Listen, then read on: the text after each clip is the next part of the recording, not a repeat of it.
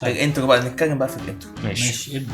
ماشي، احنا قلنا لقينا ضغط رهيب قوي قوي قوي على المطاعم من بعد رمضان. يوم الوقفه مخصوص الناس مبقاش عارف تطلب حاجه بالظبط، الناس كلها دليفري دليفري دليفري دليفري. المطاعم كسبانه، يعني مش شايف ان هي اثرت معاها، يعني المطاعم اللي بتوصل في كل حته انا شايف الموضوع مش مؤثر معاها. بس طبعا مفيش كميه دليفرجيه يعرفوا يكفوا احتياجات الناس المكان. الجوع اللي حصل يوم الوقفه ده. كان موضوع صعب جدا لدرجه ان في اصلا مطاعم كانت بتقبل اوردر بعد كده بتكنسله او اللي بالظبط، هو يعني انا طلبت بتاع 4 مطاعم في في الاخر نزلت اجيب فينو، فاهم؟ جبنا فيتا. تخيلوا جريمه اكل تاكل فين. فالنهارده هنعمل مقارنه، وهي طبعا مفيده في الوقت دوت علشان كل المطاعم قافله، فانت مفيش طريقه انك تطلب الاكل غير عن استخدام الابلكيشنز المخصصه لطلب الطعام. طيب هنبدا دلوقتي. كله يفتح سكرين ريكوردر. 3 2 يا 1. اسطى فين السكرين اللي انت عملت؟ اكشن. كله يطلب دبل بيك تيستي كومبو لارج. اوكي، اوكي اول حاجه لارج. انا خلصت. كوكا كام؟ عايز الماشين مش عايزها كام. يا اسطى ده توبنج، ايه في التوبنج يا لهوي؟ اختار البتاع كوكا كولا. ما انا عايزها ماشين. كاب اهي بيك تيستي يا اسطى، يا اسطى دبل يا اسطى. تيست يا اسطى دبل. طب ماشي. الو سنون، قصدك قد ايه كده يا ريس؟ انا اركب المكان ولا حاجه. ايه ده بجد والله؟ ايه السرعه دي؟ ماشي تمام ماشي تمام. ماشي ماشي. ده يأكد نظريتي، وهو ان الاولويه والافضليه انك تطلب من المكان نفسه. 10 دقايق. هو ما وصلش في 10 دقايق. هو كلمني بعد 10 دقايق من اول ما دوست بليس اوردر. بيقول انه راكب على المكتب. اللي هو بيقول لي عنوان فين عشان انا جاي دلوقتي حالا. هو راكب على الموتوسيكل. عين مكتوب بقى عليا انا دلوقتي بالظبط 30 دقيقه بالظبط على المنيوز وانت على الاوتلوك. انا فاضل له 27 دقيقه وبيوصل. وصل يا جدعان، الواد ده طياره. فينك يا باشا؟ وصل بالظبط بعد ربع ساعه. محمود اول مش واحد. عارف ايه السرعه دي. في حاجه غريبه معايا انا. كله شوقنا بقى، واما ما تاكلش خالص. انا يعني شكرا يا ابني، كتر خيرك. انا يا ابني المفروض ده فاضل يعملها 20 دقيقة. بعد كده بقى فاضل 21 دقيقه. هو الوقت بيزيد يا عم ولا ايه؟ لا انا في المنيوز لسه زي ما انا 25 دقيقه. نشيل عشان ناكل مع بعض، مع ان انا كده هضحي، مع ان ايه اكله بارد، بس يلا يلا مش مشكله. بص بقى نبدا نشرح كل واحد ابلكيشن، ايه المميزات اللي فيه وايه العيوب اللي فيه. ماشي. بما ان انا اول واحد جيت واول واحد خلصت، فانا ممكن اشرح لك انا ايه مميزاتي وعيوبي، علشان انا ايه. اول حاجه طبعا السرعه. الافضليه، او انا مثلا وجهه نظري يعني الصراحه، ان هو لو الاوردر جاله من 3 مطاعم، 3 ريكوستات. 3 ريكوست بالظبط، 3 ابلكيشنات يعني. بالظبط كده اهو. 3 ريكوستات في نفس الوقت، واحد على اطلب، واحد من المنيوز، واحد من عنده هو الهوت لاين بتاعه، سواء الابلكيشن او الموقع او الهوت لاين. فهو هيبقى فيه الاولويه والافضليه هتبقى الانهي اللي جاي لنفسه، زبونه. زبونه بالظبط كده، مش يعني مش وسيط، هياخد مش عن منه طريق وسيط. مثلاً. فعشان كده دوت كان السبب ان هو اول واحد يجي. تاني حاجه الابلكيشن الصراحه منمق او نضيف، ما فيهوش كده فاهم حاجات بايظه كتير. موبايلات بقى معلش بقى حتتي دي معلش. في عروض مثلا، يعني لو عملت ريت مثلا هتاخد ساندي ببلاش. ساعات يقول لك مثلا لو طلبت هتاخد بيج ماك لو الاوردر بتاعك عدى ال 150 جنيه. فانا رايي لو هتطلب من ماك تطلب من على الابلكيشن. والموضوع دوت كمان موجود في مطاعم تانية، يعني مثلا عندك كي اف سي برضو عندهم موقع، ماجستي كان عندهم، كوك دور عندهم ابلكيشن. انا لاحظت ان لا، كل مش المواقع كل مم. مطاعم دلوقتي بقت تعمل الموضوع دوت، ان هو يعمل ابلكيشن ليه هو مخصوص ليه يعني. فاهم؟ يبقى الافضليه ليه يعني. انا المنيوز بقى عندي عندك كذا مطعم، وبرضه مميز فيه انه بيصورك السندوتشات اللي بجد. ماكدونالدز بقى اللي عندي الحلو اللي عندي ان انا ممكن اكور ماكدونالدز، يعني اعمل اوردر اونلاين او كور اني واي، يعني اكلمه في اي وقت يديني عن رقم طريق ماكدونالدز المنيو على صح طول. كده؟ عن طريق المنيوز. المطعم مش انت مش زي دلوقتي. اشرحها يا استاذ. هو المنيوز فيه حاجه حلوه، هو ان انت مثلا لو المطعم موجود ومش متاح انه يوصل لك في الاريا بتاعتك، او مش متاح اصلا ممكن إن هو تشوف تطلب المنيو عليه. بتاعه من على منيو. تشوف المنيو، تشوف الاسعار وكده، بس هو مش اسمه تطلب. منيوز ليه؟ عشان تشوف المنيو اصلا. بالظبط.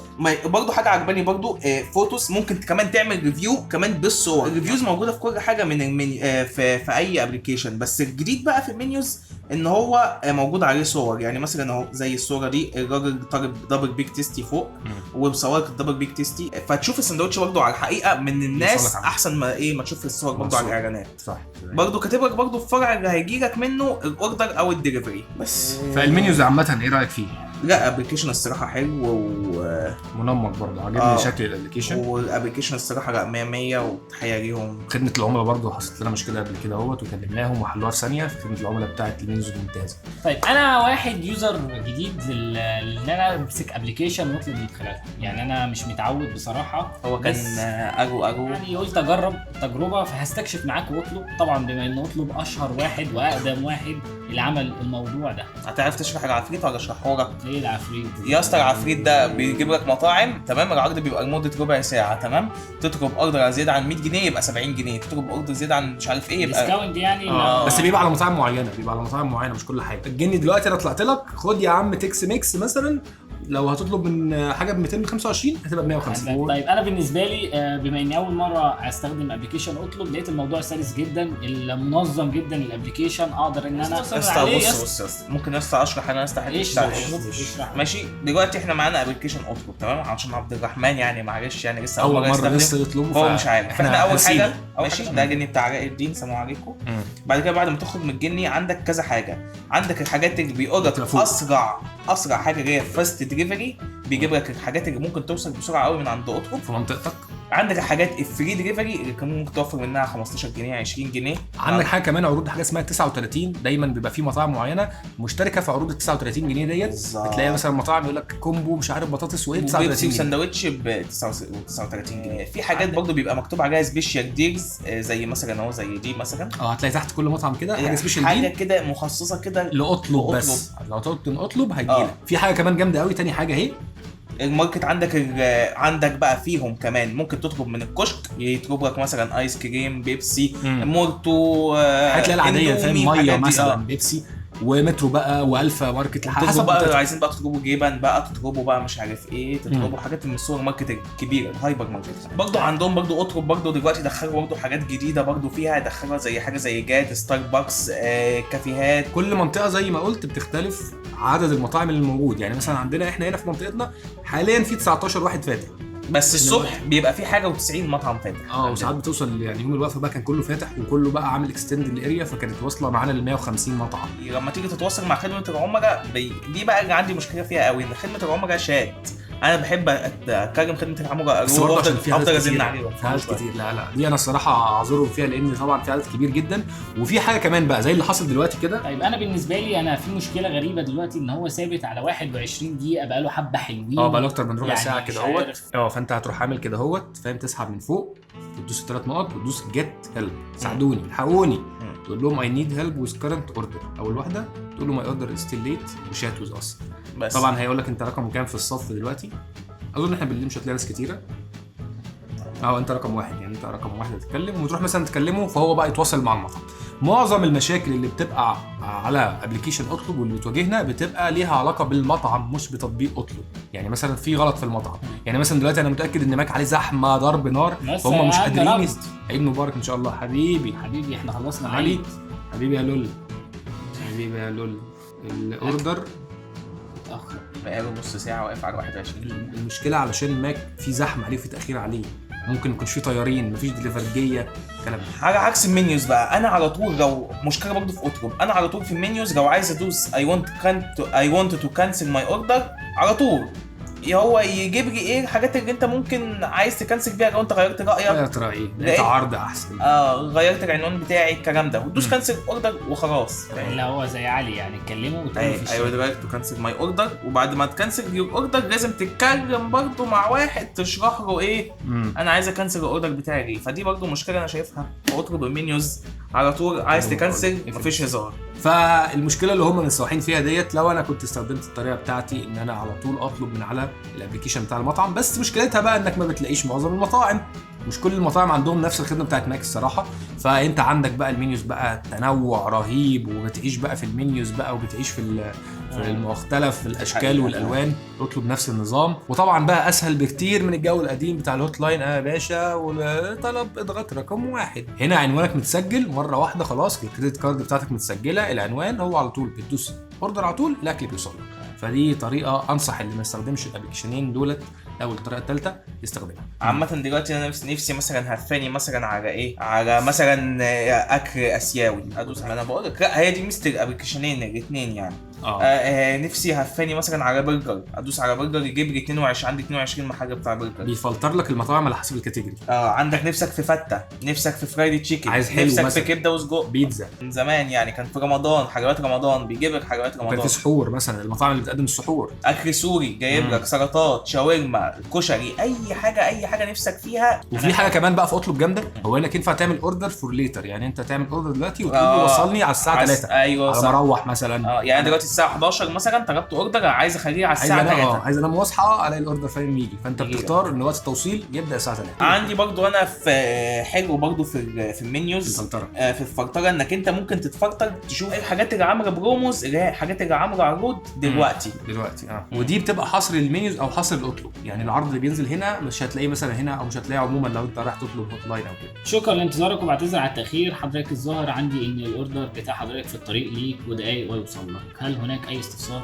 يبقى في مشكله بقى في تحديث الوقت، يعني هو باين ان لسه الاوردر في الكيتشن، بس هو على كلامه ان الاوردر طلع، فممكن تبقى فاهم في غلطات بسيطه مع التواصل مع المطعم مع الضغط طبعا، او ممكن لازم يكون تابديت. بيهندلني يعني وخلاص، ولا هو في الطريق ولا لا حاجه. لا لا لا هو احسن العمر اسم ما هيندلك هو- ولا معلش اي حاجه احسن حاجه في الابلكيشنات دي انك انت ممكن تلعب في الساندوتش زي ما انت ما عايز، او تلعب في البيتزا، او تلعب في الاكل اللي انت عايزه زي ما انت ما عايز. وتنفع قوي للناس المترددين اللي هم بيبقى عايز يحاسبوا في السندوتش وبتاع، بالظبط. وبدل ما تعرف الراجل بتاع الهوت لاين طب معلش زود لي شويه طماطم، لا فانت عندك هنا زود طماطم، زود صوص، ايوه حمص العيش، وينفع تعمل ريكويست خاص بيك. ايوه تحت كده سبيشال ريكويست، تقول له زود لي حمص لي العيش مثلا. الجديد بقى في المنيوز اللي انا حابه عن نفسي، عندك فولورز وعندك فولوينج، وممكن تحط صورتك وممكن تحط الصور اللي انت كمان بتصورها بموبايلك للاكل. اكونت من الاخر. اكونت حلو برضو من الاخر، ممكن تشوف الحاجات اللي عجبتك ايه، ممكن الريفيوز تكتب الريفيوز، الحاجات دي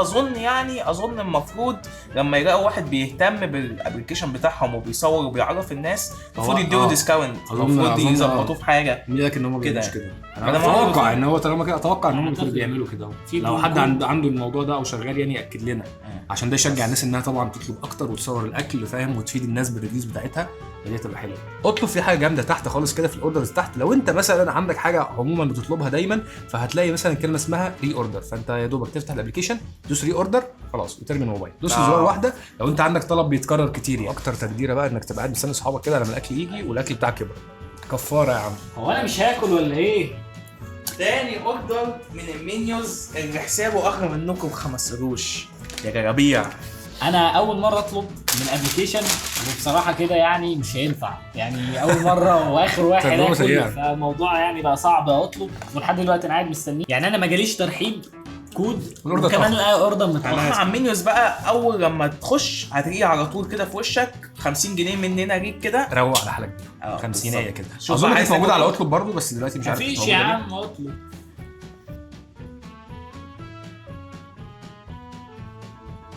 جامد قوي.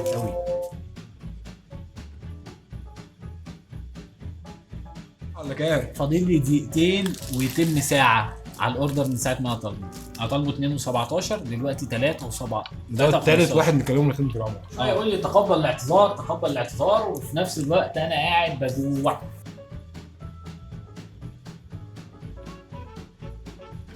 مع نفسك ايه يا اطلب فينك؟ احنا خلصنا الاكل يا عم. فينك يا عم؟ احنا بقالنا كتير يا عم. معلش يا فندم والله هو بس يوم عمال ما بعته الاوردر اتقطع ماشي فينك؟ مش من عادي. ايه يا عم فينك يا عم؟ هو يا دوبك انا استلم التوصيل بستلم الحاجه من المطعم بجيبها على طول. خلاص يا جدعان اخيرا الاوردر وصل اخيرا. ماشي خلص حصل. ايه يا جدعان في ولا بصوا، هو يعني التجربه دي كانت اول تجربه ليا في الابلكيشن. اطلب اتاخر جدا، جالي بعد ساعه و10 دقايق. وعلى فكره البطاطس وانا بدوقها دلوقتي بارده جدا، يعني مش عارف دوت بقى كان عيب من مين. انا شايف ان هي تجربه حلوه ومنجزه يعني، بس طبعا مش عارف بقى اللي حصل مع اطلب دوت ايه، سوء حظ اكيد يعني. الخلاصه بقى يعني انا شايف في حاجه ازرق. انت قول. انا طالع. التجربه دي متغيره، عمرك ما هتبقى نفس التجربه زي بتاعه المره اللي فاتت. يعني لو طلبت نفس الاوردر ده في وقت مختلف، ساعه مثلا بدري، يوم تاني مختلف، الساعه 2 الظهر غير اكيد من الساعه 2 بالليل بالظبط. في الزحمه. المطعم عليه ضغط معلوش ضغط، فهي تجربه متغيره. ممكن يوصل لك في ساعه، ممكن يوصل لك فعلا بدون مبالغه ساعات اطلب بيوصل في ربع ساعه نص ساعه. والاسرع حاجه هو زي ما قلت لك بالنسبه لماك وبالنسبه لكنتاكي برضو جربتها من الموقع بتاعهم الابلكيشن بتاعهم، هو الابلكيشن المخصص بتاع المثل. لو عايز تنوع بقى وحسوكه اتفضل يا باشا. فانت عليك على منيوز او اطلب. انتوا بتطلبوا من انهي ابلكيشن في الكومنتات بتاعتكم؟ وايه ابلكيشنات مش ناويين أبليكيشنات؟ تمسوا علينا وتدوا الناس متابعينا كده برومو كود وبتاع، ولا يفضلوا يشوفونا وهم واحنا بناكل وهم مش عارف انا بصراحه. الناس عايزه تاكل برضو معانا، يعني مثلا 30 جنيه خصم، جريمه اكل 30، جريمه اكل 40. ثواني الفيديو اللي فات كان عن احسن ميكسات، والفيديو دوت ابلكيشن، بس احنا برضو ما نسيناش الاكل والهبر والحاجات الحلوه دي. جايين لك فاحنا جايين واتقلوا بس واحده واحده. وشكرا